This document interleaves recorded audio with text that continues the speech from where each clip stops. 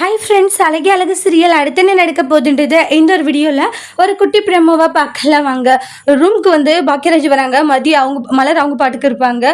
மலர், sorry மலர், உன்னுடைய அம்மாவை பார்க்க கூட்டிகிட்டு போகல, அது உனக்கு கோவம் இருக்குன்னு எனக்கு தெரியுன்றாங்க. எனக்கு என்ன பண்ணுறதுன்னு தெரியல அந்த நேரத்தில்ன்றாங்க. அம்மா ஒரு பக்கமும் அப்பா ஒரு பக்கமும் பிடிவாதமாக உட்காந்துக்கிட்டாங்க, ஆஸ்பத்திரி கூட்டிகிட்டு போயிட்டு வரணுன்ட்டு. அதனால வந்து அப்படி பண்ண வேண்டியதாக போயிடுச்சு, நீ எதுவும் நினச்சிக்காதுன்றாங்க. எப்படி எதுவும் நினச்சிக்காது இருக்க முடியுன்றாங்க மலருன்றாங்க. எனக்கு என்ன கோவம், நான் தான் போய் அம்மாவை பார்த்துட்டு வந்தாச்சுன்றாங்க. என்னது, பார்த்துட்டு வந்துட்டியா, எப்படி, என்ன ஏது அப்படின்னு கேட்குறாங்க. இப்போ எதுக்கு டென்ஷனு அப்படின்ட்டாங்க. இங்க பாருங்க, மதி தான் வந்து போய் பார்த்துட்டு வாங்க, நான் பார்த்துக்கிறேன்னு சொன்னா. அதுக்கப்புறம் நடந்த எல்லா விஷயத்தையுமே சொல்றாங்க.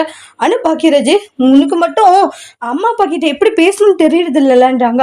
அவங்க முன்னாடியே வந்து ஏன் லேட்டா வர சொல்ற, எப்படி அப்படின்னு கேட்குற, அவங்களுக்கு வந்து சந்தேகம் வராதா அப்படின்ட்டாங்க. மலரே, அதுக்கு நீ தெளிவா சொல்லியிருக்கணும், இது மாதிரி அம்மா பார்க்க போன வந்துட்டு இருக்கேன், நாங்க வந்த பிறகு வாங்கன்னு பொறுமையா சொல்லிருக்கணும். உங்களுக்கு வெறிய சொல்லுவாங்களா?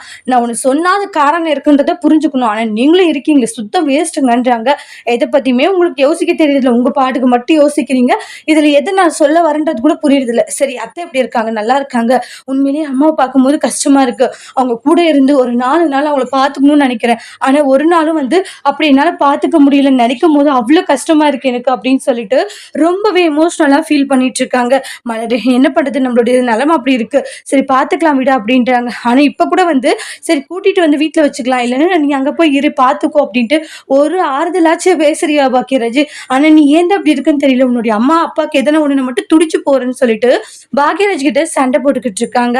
அதோட இந்த பிரமுக முடிச்சிருக்காங்க. இனி வரக்கூடிய எபிசோட்ல என்ன மாதிரி ஒரு டோஸ்ட் வரப்போகுதுன்னு வெயிட் பண்ணி பார்க்கலாம். தேங்க்யூ.